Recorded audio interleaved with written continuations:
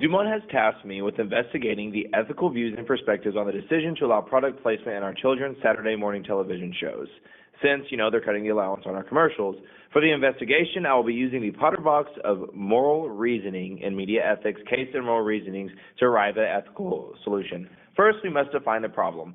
To define product placement, it's a form of advertisement which branded products and services are noticeable within a drama production with large audiences. The hope is that when children see these television shows and particular brands being featured, they will in turn have a positive view of the brand. This is a way to combat not having a lot of time for commercials.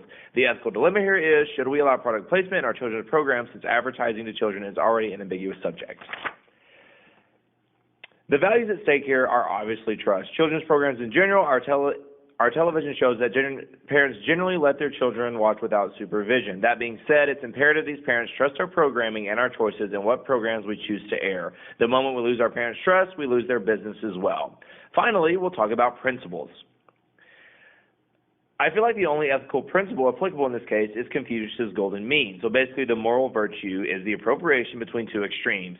If we think about the two extremes in question here, which is allowing product placement in our programming and not, then the prohibition on certain brands being advertised would act as a middle ground. I feel this is an appropriate negotiation to combat the cutting of our commercial time. I also feel our viewers would be okay with product placement versus seeing more commercials.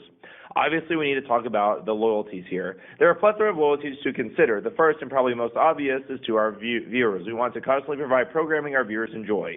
We also have a loyalty to our viewers' parents. We have a loyalty to the network and company we work for. And lastly, we have a loyalty to the brands that advertise with us.